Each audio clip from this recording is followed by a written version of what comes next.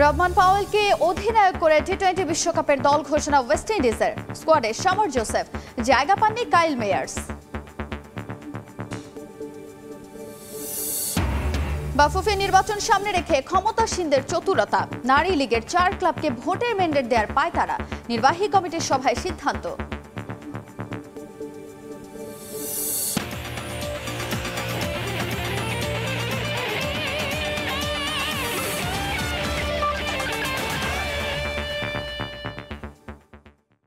বিশ্বের নানা প্রান্তে খেলাধুলার খবর নিয়ে আমাদের নিয়মিত আয়োজন খেলার সময়। আর এই আয়োজনে আপনাদের সঙ্গে আছি আমি তাজিন খন্দকার। সিরিজের সমতায় ফিরতে কাল বাংলাদেশের বিপক্ষে মাঠে নামবে জিম্বাবুয়ে। বাংলাদেশ আজ অনুশীলন না করলেও ঘাম ঝরিয়েছে সিকান্দার রাজারা।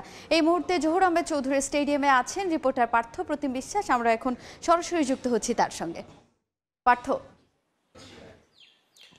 জিম্বাবুয়েকে উড়িয়ে দিয়ে প্রথম ম্যাচে অসাধারণ জয় ছিনিয়ে নিয়েছে টাইগাররা। ব্যাটিং এবং বোলিংয়ের ক্ষেত্রে অসাধারণ নৈপুণ্য দেখিয়েছে বাংলাদেশ টি-20 ক্রিকেট দল। সেক্ষেত্রে আমরা দেখেছি সাইফুদ্দিনের কথা বলতেই হয়। দীর্ঘ 18 মাস পর তিনি দলের সাথে যুক্ত হয়েছেন এবং 18 মাস পর ফিরেই অসাধারণ তিনি কিন্তু বোলিং নৈপুণ্য দেখিয়েছেন।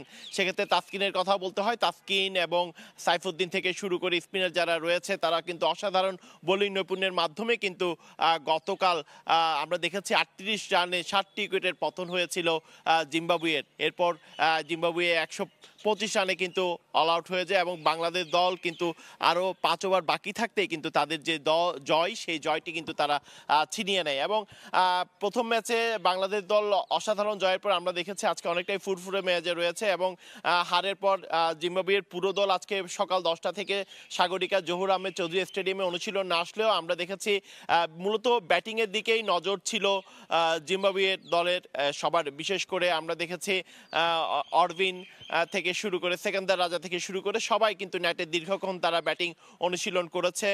আর বাংলাদেশের কথা যদি জানাই, আজকে বাংলাদেশ দল আসলে তাদের যে অনুশীলন সেই অনুশীলন নেই, তবে ঐচ্ছিক অনুশীলনের ক্ষেত্রে কয়েকজন মাঠে আসার কথা রয়েছে। আমরা দেখছি কিছুক্ষণ আগে সৌম্য সরকার মাঠে এসেছেন এবং যখন থেকেই সাগরিকা জহুর আহমেদ চৌধুরী স্টেডিয়ামে অনুশীলন শুরু হয়েছে সেক্ষেত্রে আমরা দেখেছি সৌম্য সরকারকে নিয়ে আলাদাভাবে কিন্তু অনুশীলন পরিচালনা করা হচ্ছে। বিশেষ করে সৌম্য সরকারের যে ইনজুরি সেই ইনজুরি থেকে সৌম্য সরকারকে কাটিয়ে তোলার জন্যই কিন্তু আলাদাভাবে সৌম্য সরকারকে নিয়ে আমরা গত কয়েকদিন ধরেই দেখেছি বিশ্বকাপের জন্য মূলত। এবং যে 5 ম্যাচের যে টি-20 সিরিজ সেই 2টি ম্যাচের সৌম্য সরকার খেলতে পারবেন এমন প্রত্যাশা তারা করছেন। তো সেক্ষেত্রে সৌম্য সরকার যাতে পুরোপুরি ফিট হয় সেজন্য আলাদাভাবে সৌম্য সরকারের প্রতি নজর রয়েছে, সেই বিষয়টিও কিন্তু আমরা এখানে দেখছি। অন্যদিকে একটু বৃষ্টির কথা যদি বলি, চট্টগ্রামে গতকাল আমরা দেখেছি খেলার চলাকালীন অবস্থায় 3 দফা বৃষ্টির বাধায় খেলা কিছুক্ষণ বন্ধ ছিল। সেক্ষেত্রে গতকাল রাতেও কিন্তু প্রচণ্ড বৃষ্টি হয়েছে। তারপরে আজকে সকাল থেকে যে রোদের তীব্রতা, সেই রোদের তীব্রতা প্রচণ্ড এবং সেই রোদের তীব্রতায় আসলে অনুশীলন করাটাও অনেকটাই কষ্টসাধ্য বিষয়। তবে সেক্ষেত্রে যেহেতু বাংলাদেশের অনুশীলনে এখনো পর্যন্ত সৌম্য সরকার এসেছে, আরও কয়েকজন খেলোয়াড় আসার কথা রয়েছে ঐচ্ছিক অনুশীলনের অংশ হিসেবে। তবে তারা আসলে তাদের সার্বিক বিষয়ে তারা কিভাবে অনুশীলন করে তাদের পুরো বিষয়টি কিন্তু আমরা জানিয়ে দেওয়ার চেষ্টা করব। তবে মূলত যে বিষয়টি বিশ্বকাপের আগে বাংলাদেশে যে শেষ টি-20 সিরিজ সেই টি-20 সিরিজের প্রথম ম্যাচ, সেই প্রথম ম্যাচ বাংলাদেশ কিন্তু অসাধারণ জয় পেয়ে এখন অনেকটাই ফুরফুরে মেজাজে রয়েছে। আগামীকাল দ্বিতীয় টি-20 ম্যাচ অনুষ্ঠিত হবে, একইভাবে দ্বিতীয় টি-20 ম্যাচেও বাংলাদেশ জয় পাবে সেই প্রত্যাশাই কিন্তু রয়েছে টাইগার ভক্তদের। তো এই ছিল আমার কাছে এখনো পর্যন্ত সাগরিকার জহুর আহমেদ চৌধুরী স্টেডিয়াম থেকে এখানকার সর্বশেষ খবর। জিম্বাবুয়ের বিপক্ষে দ্বিতীয় টি-20-র আগে দু দলের অনুশীলনের সবশেষ খবর জানাচ্ছিলেন সহকর্মী পার্থ প্রতিম বিশ্বাস। এবারে দেশের বাইরের ক্রিকেট। রহমান পাওয়েলকে অধিনায়ক করে বিশ্বকাপের জন্য 15 সদস্যের দল ঘোষণা করেছে স্বাগতিক ওয়েস্ট ইন্ডিজ। টি-20-তে কোনো উইকেট না পেলেও স্কোয়াডে আছেন অস্ট্রেলিয়ার মাটিতে ক্যারিবীয় রূপকথা নায়ক পেসার সমর জোসেফ। বাদ পড়েছেন ওশেন থমাস আর কাইল মায়ার্স। অনেক গুঞ্জন থাকলেও দলে রাখা হয়েছে অলরাউন্ডার আন্দ্রে রাসেলকে। জাতীয় দলের হয়ে আর খেলতে রাজি না থাকায় অধিনায়কের চাওয়ার পরেও স্কোয়াডে নেই সুনীল নারায়ণ। ওশেন থমাস আর কাইল মায়ার্স বাদ পড়েছেন পারফরমেন্সের কারণে। 15 সদস্যের দলের অন্যরা হলেন Alzarri Joseph, Johnson Charles, Roston Chase, Hetmyer, Shai Hope, Gudakesh Motie, Romario Shepherd. Group সিতে 2রা জুন পাপুয়া নিউগিনির বিপক্ষে ম্যাচ দিয়ে শুরু হবে ক্যারিবিয়ানদের বিশ্বকাপ মিশন। এই গ্রুপের বাকি 3 দল নিউজিল্যান্ড, আফগানিস্তান আর উগান্ডা।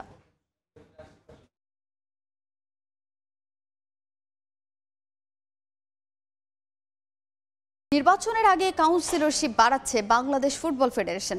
বাফুফের ওমেন্স লিগে অংশগ্রহণ করা শীর্ষ 4 দলের কর্মকর্তাদের কাউন্সিলরশিপ দেওয়ার প্রস্তাবনা পাশ হয়েছে নির্বাহী কমিটির সভায়। এছাড়া আগামী মৌসুম থেকে দল বাড়ছে বাংলাদেশ প্রিমিয়ার লিগ ফুটবলে। চলতি প্রিমিয়ার লিগ থেকে মাত্র একটি দলকে অবনমন করানোর সিদ্ধান্ত নিয়েছে নির্বাহী কমিটি। বাতিল হয়েছে পেশাদার লিগ কমিটির নেয়া বাধ্যতামূলক একজন অনূর্ধ্ব 16 কিংবা 18 ফুটবলার রাখার সিদ্ধান্ত।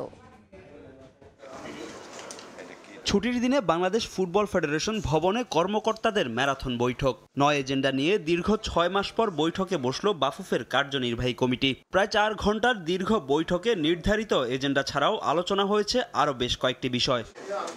চলতি বছরে অনুষ্ঠিত হবে বাফুফের নির্বাচনের আগে কাউন্সিলরশিপ বাড়ানোর সিদ্ধান্ত নিয়েছে বাফুফের নির্বাহী কমিটি।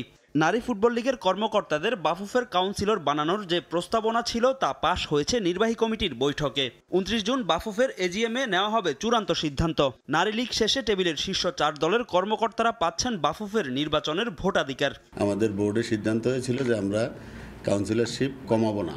পরবর্তীতে আমরা এটা ফিফাকেও আমরা বিষয়টা অবহিত করেছি। আর এখন যে বাড়ানোর বিষয়টা, এটা মহিলা লীগের ক্লাবগুলো যে আবেদন করেছে সে আবেদনের প্রেক্ষিতে সিদ্ধান্ত হয়েছে যে আমরা 4টা ক্লাবকে ডেলিগেট করব। এই প্রস্তাবনাটা আমরা এজিএমে পাঠাবো। চলতি মৌসুমে প্রিমিয়ার লিগে 2 ক্লাবের পরিবর্তে অবনমন হবে 1টি ক্লাবের। আর বাংলাদেশ চ্যাম্পিয়নশিপ লিগ থেকে প্রিমিয়ার লিগে উঠবে 2টি দল, অর্থাৎ দল বাড়ছে প্রিমিয়ার লিগের আসছে মৌসুমে। বিপিএলে এবার 1টি দল রেলিগেটেড হবে, কারণ আরেকটা দল গত বিসিএলে খেলে নাই। বাফুফের পেশাদার লীগ কমিটির সবশেষ বৈঠকে প্রিমিয়ার লিগের প্রতিটি দলের একাদশে বাধ্যতামূলক একজন অনূর্ধ্ব 16 কিংবা 18 ফুটবলার রাখার সিদ্ধান্ত বাতিল হয়েছে নির্বাহী কমিটির বৈঠকে। বোর্ডে অনেক ক্লাব যারা চালায় তারাও ছিল, তাদের বিভিন্ন ধরনের যুক্তি ছিল, যে যুক্তিতে আমরা সবাই একমত হতে পেরেছি যে আসলে ওইভাবে দিতে গেলে মানে পেছনের কিছু অভিজ্ঞতাও টানা হয়েছে। হ্যাঁ, প্রফেশনাল লিগ এটা কভার করে না। এছাড়া নির্বাহী কমিটির বৈঠকে চূড়ান্ত হয়েছে পরবর্তী ফুটবল মৌসুমের সূচি। নির্বাচনের আগে আরও একটি সভা করবে বাংলাদেশ ফুটবল ফেডারেশনের কার্যনির্বাহী কমিটি। সেটাও বোর্ড অনুমোদন করেছে। ফাহিম ইসলাম, সময় সংবাদ, ঢাকা। এবারে বাংলাদেশ প্রিমিয়ার লিগ ফুটবলের খবর। হাই ভোল্টেজ ম্যাচে আবাহনীর মুখোমুখি হবে বসুন্ধরা কিংস। জয় পেলে লিগ শিরোপার খুব কাছে চলে যাবে বসুন্ধরা। আর ম্যাচে পূর্ণ 3 পয়েন্ট নিয়ে ফেডারেশন কাপের সেমিফাইনালের জন্য আত্মবিশ্বাস বাড়ানোর সঙ্গে বসুন্ধরা লিগ শিরোপা জয়ে বাধা হয়ে দাঁড়াতে চায় আকাশী নীল। কিংস অ্যারেনায় ম্যাচ শুরু হবে আজ পৌনে 6টায়। আবারও একই মঞ্চে বসুন্ধরা কিংস আবাহনী, তবে ম্যাচ একটা হলেও 2 জায়ান্ট মাঠে নামবে 2 ধরনের লক্ষ্য নিয়ে। এছাড়া ক্লাবগুলোর কাছেও লড়াইটা ঐতিহ্যের। কিংস অ্যারেনায় বাংলাদেশ প্রিমিয়ার লিগের ম্যাচে মুখোমুখি হবে বসুন্ধরা আবাহনী। এবারের আসরে এখন পর্যন্ত 13 ম্যাচে 11 জয়ে 34 পয়েন্ট নিয়ে সবার উপরে বসুন্ধরা। এ ম্যাচে জয় পেলে অনেকটাই সহজ হয়ে যাবে লিগ শিরোপা জয়ের, তাই সুযোগটা হাতছাড়া করতে চায় না কিংস। আমাদের জন্য অনেক গুরুত্বপূর্ণ একটা ম্যাচ, কিন্তু আসলেও দেখেন আমরা লাস্ট ওদের সাথে জিতছি, কিন্তু ঠিক আছে, কিন্তু এখন ওদের টিমও ভালো একটা শেপে আছে, ওদের প্রত্যেকটা প্লেয়ারই ভালো করতেছে। তো আর আমাদের টিমে ভুবনেশ্বর পদে সবাই মোটামুটি ভালো আছে, ভালো শেপে আছে। লড়াইটা হবে শিয়ানে। আবাহনীর থেকে সমীকরণে বেশ এগিয়ে বসুন্ধরা কিংস। এখন পর্যন্ত 14 বারের দেখায় 9 জয়ের বিপরীতে আকাশী নীলরা পেয়েছে মাত্র 3 জয়। লিগে শেষবারের দেখাও তাদের 2-0 গোলে হারিয়েছিল বসুন্ধরা। আবার ফেডারেশন কাপের সেমিফাইনালেও মুখোমুখি হবে এই 2 জায়ান্ট ক্লাব। তাই আত্মবিশ্বাস বাড়াতে রাকিব মোরসালিনদের কাছে এই ম্যাচটা বেশ গুরুত্বপূর্ণ। জিততে চায় ট্রেবলও। গত বছর আমরা ফেডারেশন কাপে ট্রফি পাই না, তো আমাদের এবার চিন্তা হয়েছে ফেডারেশন কাপে ভালো কিছু করা এবং ট্রফি জিতা। কারণ আমরা যদি ফেডারেশন কাপে ট্রফি জিততে পারি আর লিগের একটা ভালো পজিশনে আসি যদি, এবং স্বাধীনতা কাপ ট্রফি জিতি, তাহলে কিন্তু আমরা ট্রেবল জিততে পারবো। লিগে 13 ম্যাচে 25 পয়েন্ট নিয়ে আবাহনীর অবস্থানটা 3-এ। শিরোপা জয়ের পথেও বেশ পিছিয়ে। স্বাধীনতা কাপের শিরোপাটাও হাতছাড়া হয়েছে। তবে আকাশী নীলরা বাধা হতে চায় বর্তমান চ্যাম্পিয়ন বসুন্ধরার লিগ টাইটেল জয়ে। আর পূর্ণ 3 পয়েন্ট নিয়ে ফেডারেশন কাপের জন্য বাড়াতে চায় আত্মবিশ্বাস। প্রত্যেক ম্যাচ ইম্পর্টেন্ট, বসুন্ধরা ম্যাচও ইম্পর্টেন্ট। তো আমরা যদি 3 পয়েন্ট নিতে পারি, এটা টিমের জন্য অনেক ভালো আর ক্লাবের জন্য অনেক ভালো। তাহলে আমরা গ্যাপ একটু বন্ধ করতে পারি। বড় ম্যাচগুলো আসলে 50-50, যে কেউ জিততে পারে, যে কেউ পয়েন্ট লুজ করতে পারে। আমরা ভালো একটা রেজাল্ট করতে পারি তাহলে মোহামেডানকে আমরা ক্লোজ করতে পারবো। যেহেতু মোহামেডান আজকে ড্র করেছে সেহেতু আমাদের জন্য ভালো অপরচুনিটি থাকবে সেকেন্ড পজিশনে যাওয়ার। দেন আমরা চিন্তা করবো ফার্স্ট পজিশনে। যদিও এটা আর অল্প কিছু ম্যাচ আছে, ইটস টাফ। যেহেতু এই সিজনে আমাদের ইন্ডিপেন্ডেন্স কাপ গন, লিগ অলমোস্ট আমাদের হাত থেকে চলে গেছে, এখন একটা ফেডারেশন কাপ আছে। সো চেষ্টা করবো ইনশাআল্লাহ এটাতে ভালো করার। এ ম্যাচের পর আগামী 14 মে ফেডারেশন কাপের সেমিফাইনালে মুখোমুখি হবে আবাহনী বসুন্ধরা কিংস। তামিম হোসেন, সময় সংবাদ, ঢাকা।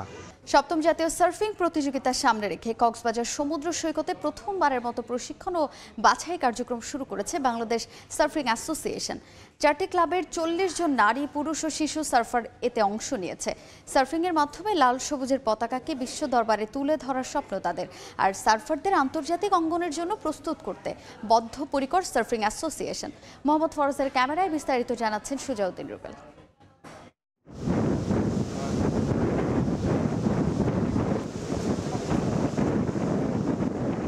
বিশাল বিশাল ঢেউ ছুটে আসছে তীরের দিকে। সেই ঢেউয়ের চূড়ায় দাঁড়িয়ে এক একজন অদম্য তরুণ। রয়েছে তরুণীরাও অবলীলায় ঢেউয়ের পর ঢেউ পেরিয়ে অনন্ত জলরাশির দিকে ছুটে চলা।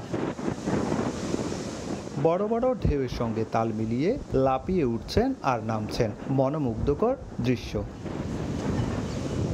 কক্সবাজার সমুদ্র সৈকতে সপ্তমবারের মতো অনুষ্ঠিত হবে জাতীয় সার্ফিং প্রতিযোগিতা। তাই শুরু হয়েছে সার্ফিং প্রশিক্ষণ ও বাছাই কার্যক্রম। এই কার্যক্রমে অংশ নিচ্ছেন দেশসেরা সার্ফাররা। মূলত এই প্রতিযোগিতার সেরা সার্ফাররা যাবে আন্তর্জাতিক সার্ফিং প্রতিযোগিতায়। অন্যান্য খেলার চেয়ে আমার সার্ফিংটা অনেক ভালো লাগে। আমাদের এখানে বাছাই পর্ব হচ্ছে, অনেক আনন্দ লাগতেছে।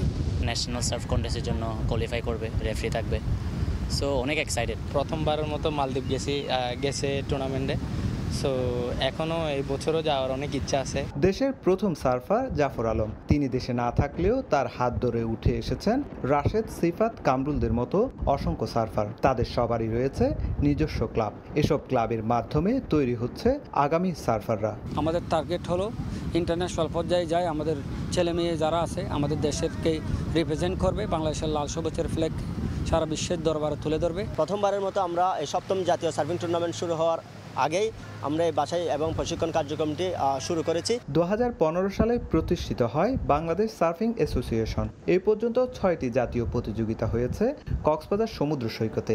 সার্ফারদের আন্তর্জাতিক অঙ্গনের জন্য প্রস্তুত করে তুলতে বদ্ধপরিকর বাংলাদেশ সার্ফিং অ্যাসোসিয়েশন। তাদেরকে প্রশিক্ষিত করে আমাদের ন্যাশনাল টুর্নামেন্টের মাধ্যমে পরবর্তীতে আন্তর্জাতিক টুর্নামেন্টে তাদেরকে যেন আমরা পাঠাতে পারি, সেই প্রক্রিয়াগুলো আমরা গ্রহণ করেছি। প্রথমবারের মতো 2023 সালে আন্তর্জাতিক সার্ফিং অ্যাসোসিয়েশনের আওতাভুক্ত হয় বাংলাদেশ সার্ফিং অ্যাসোসিয়েশন। বর্তমানে দেশে সার্ফারের সংখ্যা শতাধিক।